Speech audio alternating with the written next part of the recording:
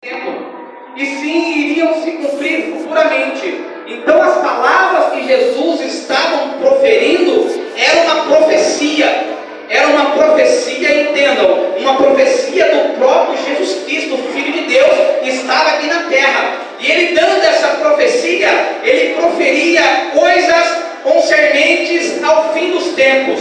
Por isso que é um sermão apocalíptico, escatológico, e trata das coisas que vão acontecer e que estão próximos de acontecer, e trata das coisas do fim do mundo. Há 2000 anos atrás, Jesus ele pregava de coisas que estão acontecendo agora.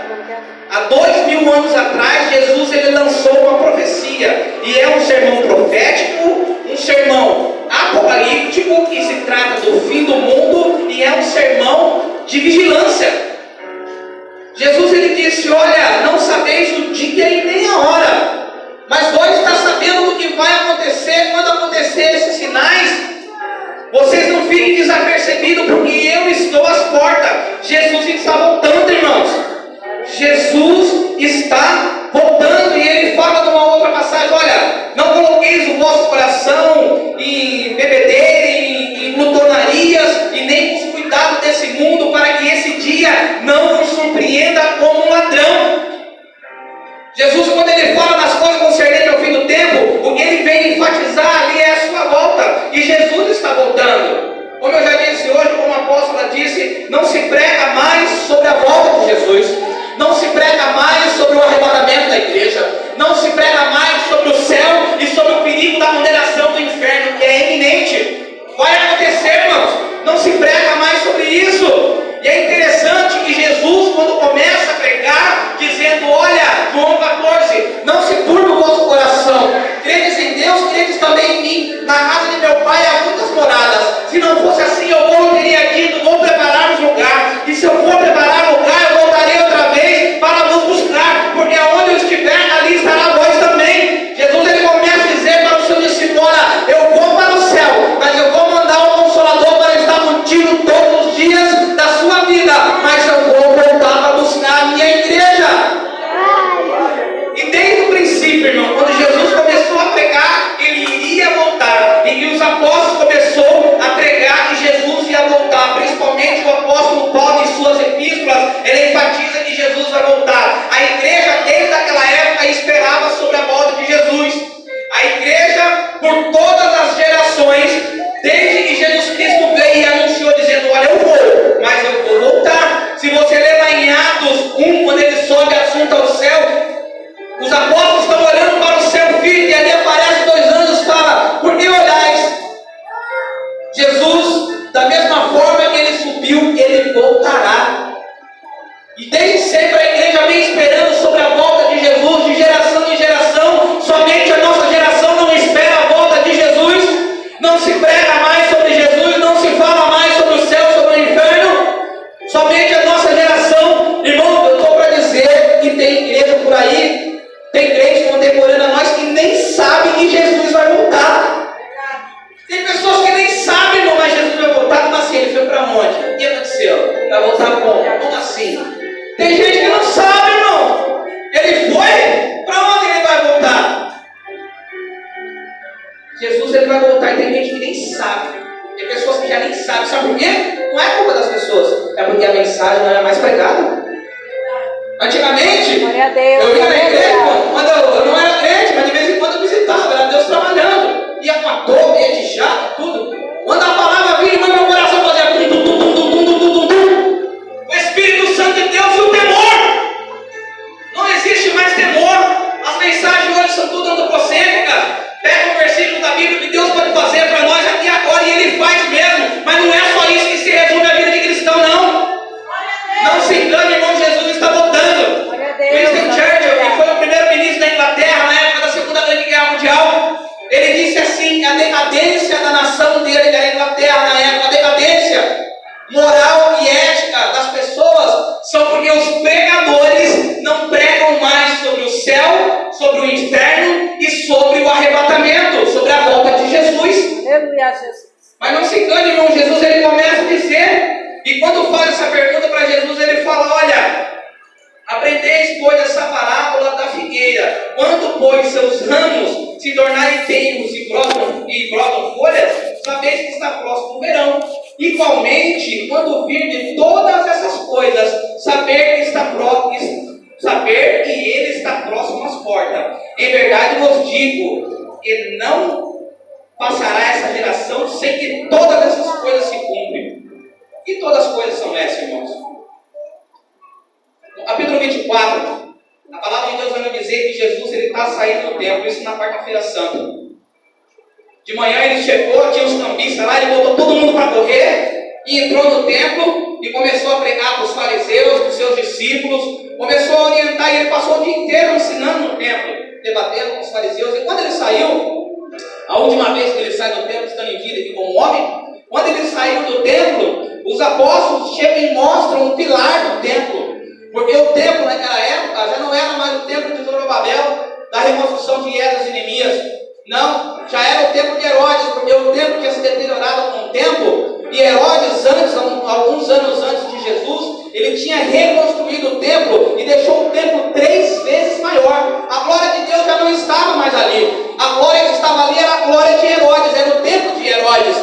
Então, quando os discípulos pegam e mostram para Jesus, olha o pilar do templo, olha a glória do nome, que era uma das maiores construções, se não a maior construção arquitetônica daquela época. A Roma foi um império que foi marcado pela sua cultura, pela sua projetos arquitetônicos, estradas que ele abriu. Roma contribuiu muito para a civilização que nós temos hoje, e isso era a glória do nome na época. E Jesus, quando olha para aquilo, fala: olha, em verdade vos digo, e não ficará aqui pedra sobre pedra. E a palavra de Deus vai nos dizer que ele sai do templo e vai para o Monte das Oliveiras, que está de frente de Jerusalém, que dá para ver o templo. E ali os discípulos chegam para ele e falam: Senhor, dize-nos para nós, dize-nos, quando serão essas coisas? E que sinal haverá da tua vida? E que sinal haverá do fim do mundo? Eles fazem uma pergunta para Jesus. Eles sabiam que Jesus falava que o templo ia ser destruído. Ele falava das coisas concernentes ao fim do mundo. Só que os discípulos fazem uma pergunta para Jesus. Fala: Senhor, quando essas coisas vão acontecer? E Jesus começou a responder dizendo: apelai-vos que ninguém vos engane, porque muitos virão em meu nome dizendo: eu sou o Cristo, e enganarão a muitos. E ouvireis guerras e rumores de guerra. Olhai e não vos assustei, porque é mister que todas essas coisas aconteçam. Porquanto se levantará nação contra nação, e reino contra reino, e haverá fome, pestes, terremotos em vários lugares. Mas todas essas coisas são os princípios das dores. Então, presta atenção, irmãos. Então, vos entregarão para seres atormentados, e matar-vos-ão, e sereis odiados de toda a gente por causa do meu nome. Nesse tempo, muitos serão escandalizados, e trair-se-ão uns aos outros, e uns aos outros se aborrecerão. Alguém está vendo alguma semelhança aí? E surgirão muitos falsos profetas, e enganarão a muitos, e por se multiplicar a iniquidade, o amor de muitos se esfriará. Mas aquele que perseverar até o fim será salvo. Aquele que perseverar até o fim será salvo. E este evangelho do reino será pregado em todo o mundo, em testemunho a todas as gentes. Então virá o fim. Irmãos, Jesus ele fala: olha, muitos virão em meu nome dizendo: eu sou o Cristo. Quantos profetas de Deus que tem por aí e se auto-intitulam, voltam a dizer: eu sou Deus. Os milagres só acontecem por Ele. Se Ele não pregar, não existe, não acontece movimento. Se Ele não falar, nada acontece. Se Ele não orar, o milagre não acontece. Quantos milagres são vendidos na televisão? Você quer ver cá? Uma vez eu vi, abrindo um parênteses, um comercial de uma igreja, não vou falar o nome, mas todo mundo sabe. Você quer ter carro, é ter dinheiro. E aí aparecem umas Ferrari, aparecem umas mansões com piscina. Venha para o culto da prosperidade. Irmãos, não é isso que Jesus prometeu para mim e para você, não. Não é isso, não, irmãos. Glória a Deus. Quantos falsos profetas, irmãos, estão enganando? Ouvireis guerras e rumores de guerra. O século 20. Que século nós estamos, irmãos? Amém, amém. Pensei que alguém ia falar século 20. Estamos no século 21. O século passado, e nós somos dessa geração, pelo menos eu sou do século passado, né? Quem aqui me acompanha é do século passado, nós somos antigos, né, irmão? Nós nascemos num outro século. Isso é uma verdade. No século passado, nunca houve tantas mortes por guerra do que toda a história da humanidade. Nunca houve tantas mortes em massa de pessoas como no século passado por causa da guerra, por causa da fome causada na guerra. Na Primeira Guerra Mundial, de 1914 a 1918, morreu aproximadamente 30 milhões de pessoas. Na Segunda Grande Guerra Mundial, que foi de 1939 a 1945, morreu entre 60 e 80 milhões de pessoas. Você sabe que quando a gente fala números assim, né, não dá para ter uma noção real. Na década de 1950, a população do Brasil era de aproximadamente 60 milhões de pessoas. Agora, na época não tinha muita televisão, né, teve muitos filhos, então quase 200, né?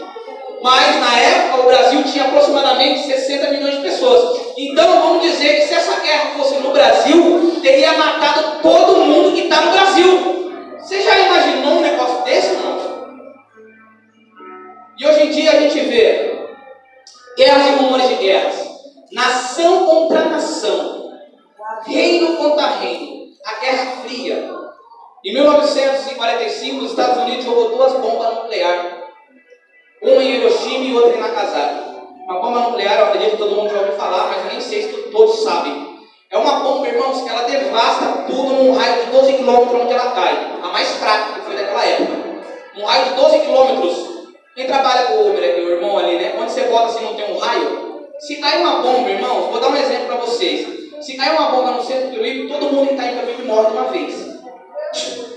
Pulverizado. Uma bomba. Hoje, isso, naquela época, tacaram uma bomba no meio da cidade dos Estados Unidos, tacaram uma bomba na cidade de Hiroshima, porque o Japão tinha atacado Pearl Harbor, uma ilha lá que era dos Estados Unidos, matou quase 5 mil americanos. Eles, para mostrar o seu poder, foram lá e tacaram uma bomba nuclear numa cidade que tinha mulher, que tinha criança, que tinha bebê, não tinha nem soldado, assim, né? Não era uma guerra onde estava tendo fronte de batalha.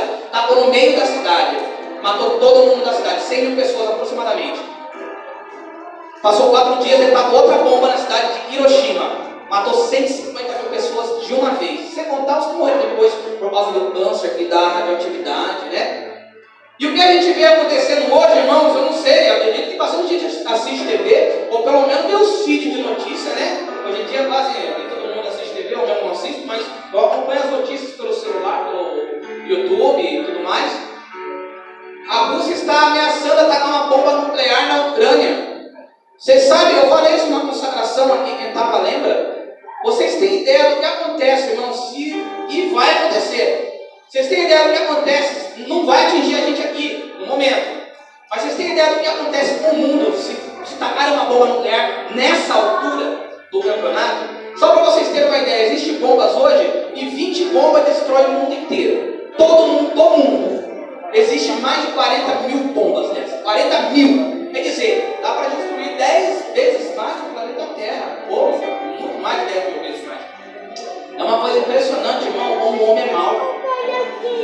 E você vê que se isso acontecer, uma bomba nuclear explode lá, a economia, a loucura que vai virar esse mundo, que nem a pandemia. Quem lembra da pandemia? Eu não estava aqui, eu estava em São Paulo.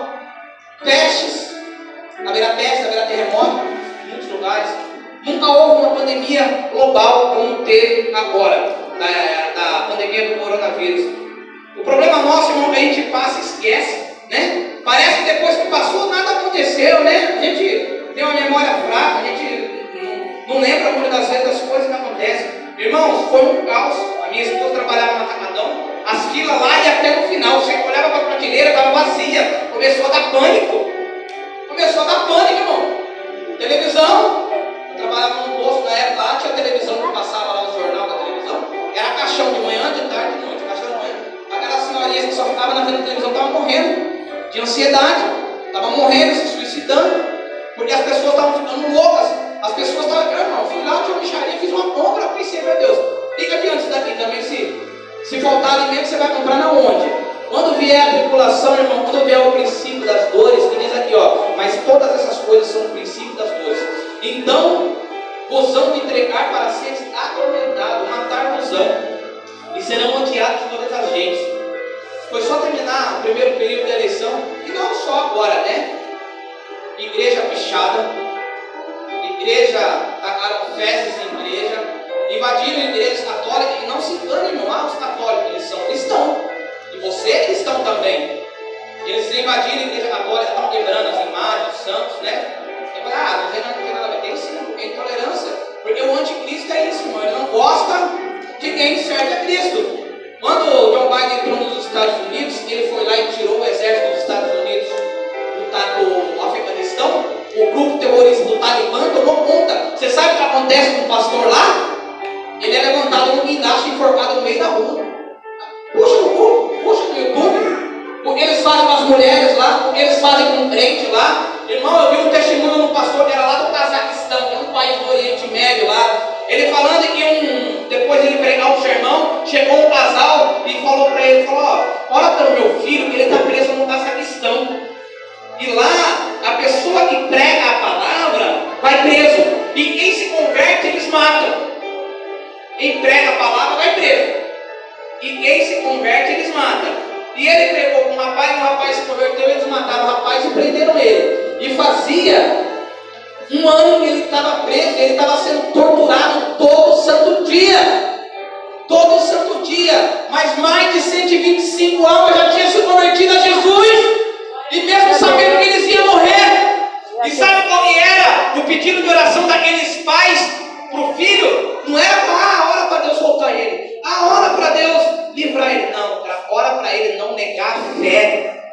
Irmão, vai chegar um momento que você vai ter que escolher se você é crente de verdade ou não. Aleluia! Vamos chegar no meio da rua e falar: se você é crente, a gente vai te bater. Se você é crente, a gente vai te matar. Toma essa Bíblia da sua mão, te agride, porque você é crente, você é cristão. Os cristãos da época do primeiro século, a igreja primitiva, era lançado nos leões, nas arenas, como circo, como espetáculo do mundo. Paulo ele fala: olha, fazem de nós espetáculo do mundo. Você sabe o que é isso, irmão? Isso vai acontecer e não está longe. Pergunta para os meus filhos se eu estou mentindo. Nesse dia eu cheguei em casa, chamei meus filhos, era mais de meia-noite. Falei: vem aqui vocês aí. Todo mundo ficou até assustado.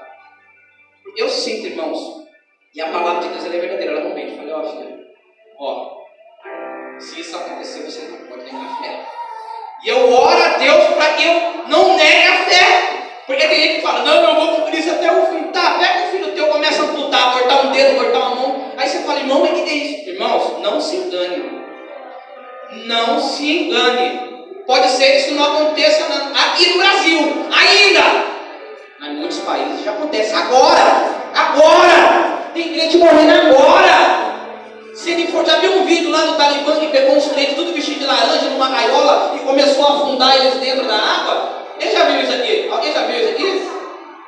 Irmãos, a realidade do mundo não é brincadeira. A gente vive num barril de pólvora. E a palavra do Senhor ela nos mostra e diz: olha, esse aqui é o princípio das dores. Os entregam para serem atormentados. Nesse tempo muitos serão escandalizados e trair-se-ão uns aos outros. Você sabe o que é isso? Vão na casa de crente, e crente vai ter medo, vai negar Jesus e vai te capetar, falar: aquele dali também é crente. Para se livrar, irmão. Para se livrar do castigo da morte. Tem que falar: não quero ouvir na igreja para ouvir essas coisas não. Você não quer ouvir? Mas não passa, depois não venha falar que não foi falado. Depois não venha dizer que você não sabia. Depois não venha falar, porque Jesus ele vai olhar e vai falar: olha, apartai-vos de mim, pois eu não vos conheço. Leia Apocalipse, irmão, 7,14, o sangue dos santos, embaixo do altar, clamando a vingança do Senhor, que foram mortos por testemunho do Evangelho de Deus. É dado um testemunho, irmão. Irmão, você ainda não está passando por isso. Tomara Deus que não passe. Tomara Deus que eu não passe. Eu não quero passar por isso, irmão. Você acha que eu quero? Eu não quero. Mas eu tenho a obrigação de falar. E eu tenho a obrigação de ter essa consciência. Por isso que lá em Apocalipse diz: aquele que está limpo, limpe-se mais. Aquele que está sujo, suje-se mais. Busca a santidade, irmãos. Busca se converter. Busca se arrepender. Busca servir a Deus de verdade. Servir a Deus de verdade. Irmão, não é para mostrar para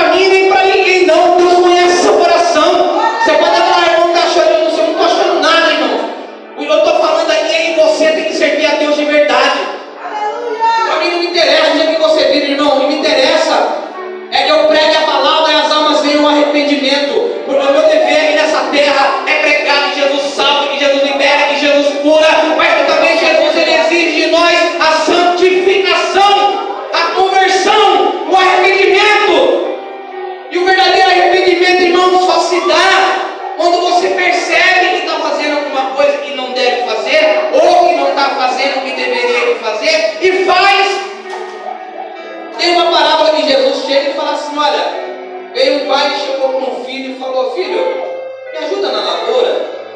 Tá bom, pai, eu vou, pode deixar. Não, o primeiro fala, não, eu não vou, pai.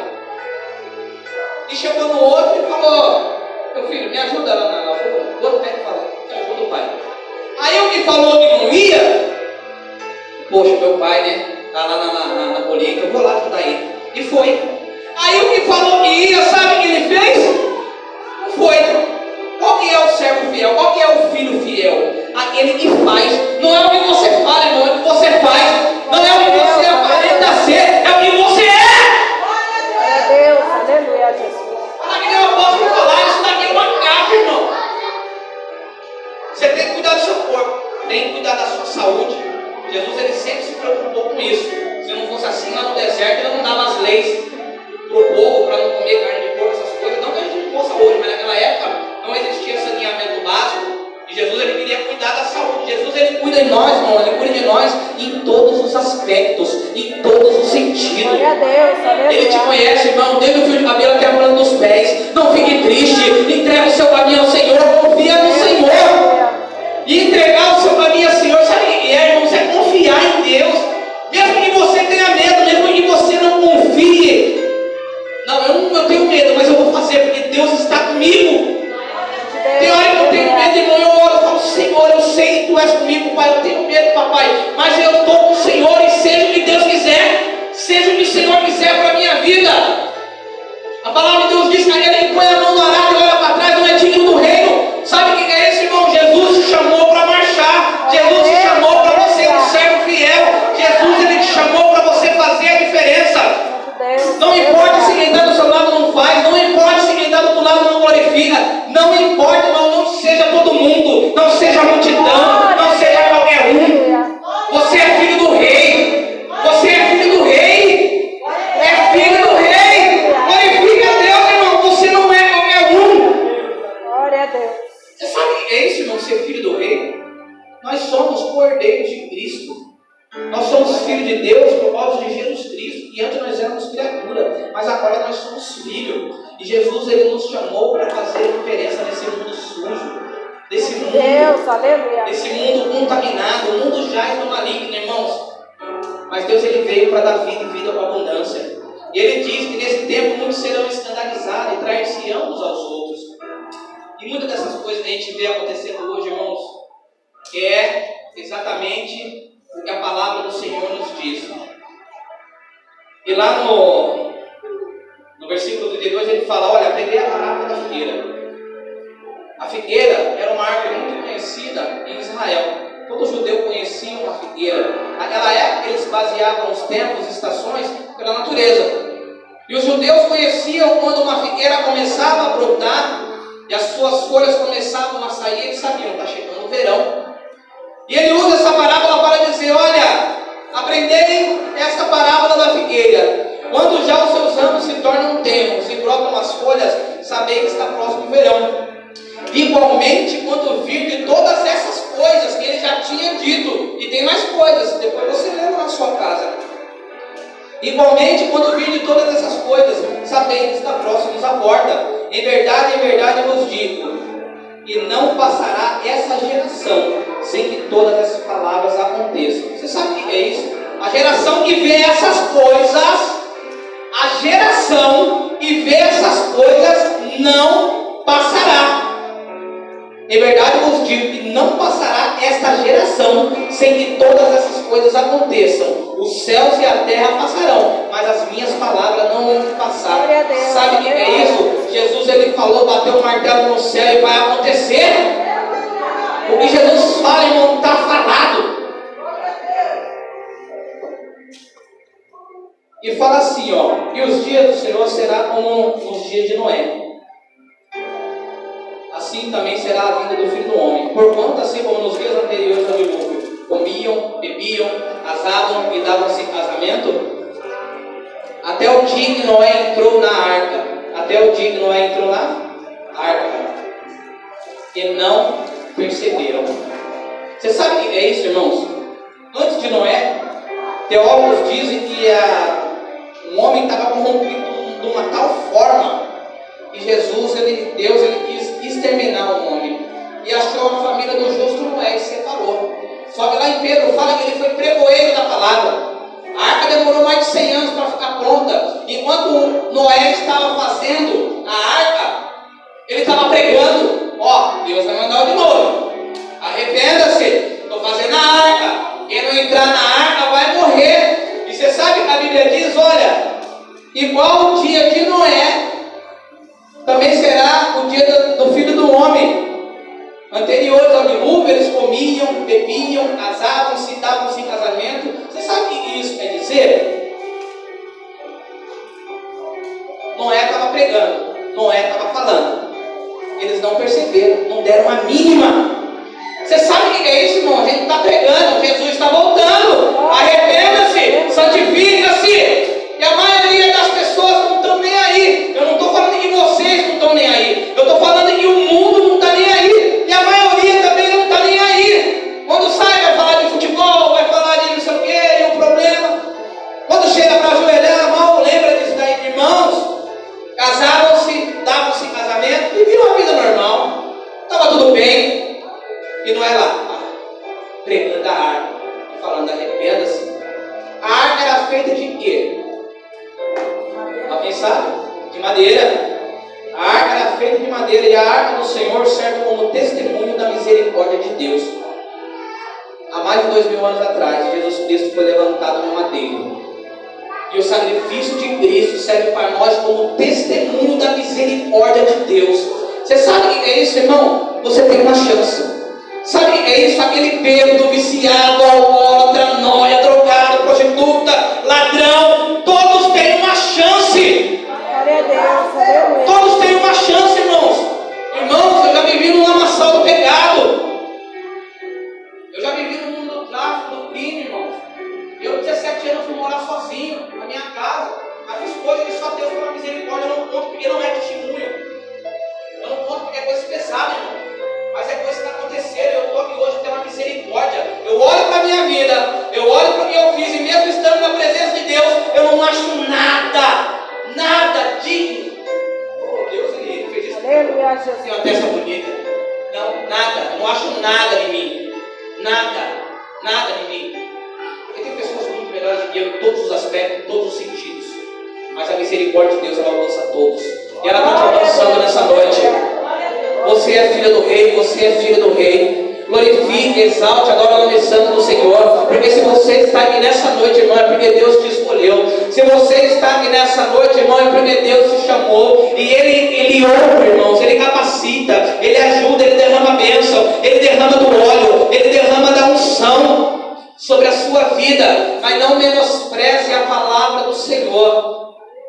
Não fique desapercebido, irmão. Quando você vir na casa do Senhor, esquece seus problemas, irmãos. Você fala, é fácil. Irmãos, eu fecho os olhos e glorifico. Isso sintoniza o meu pensamento no céu. A igreja pode estar assim, ó, eu estou lá, glória a Deus, louvando, exaltando a missão do Senhor. E eu sinto a presença de Deus. Claro que tem dia que está um movimento maior, você acaba sentindo mais. Mas eu nunca saio da igreja, irmão, sem sentir a presença de Deus. E quando eu dobro meu joelho para falar com o Senhor, eu falo, obrigado, Senhor, pela tua misericórdia, porque eu estou te sentindo. E se eu estou te sentindo, é porque o Senhor está comigo. E nem a apóstola falou, se você não sente, irmão, a presença de Deus, se conserte, busque mais, ora mais, jejua mais. Entenda, irmãos, não é pelo que você faz. Parece até meio contraditório isso que eu disse, certo? Mas analisa comigo. A palavra de Deus diz para nós descansarmos no Senhor, confiarmos no Senhor. Você sabe o que é isso? Você está com problema, você está com luta, você está com dificuldade, mas você confia em Deus. Você entrega a sua vida para Deus. Esse é o primeiro passo.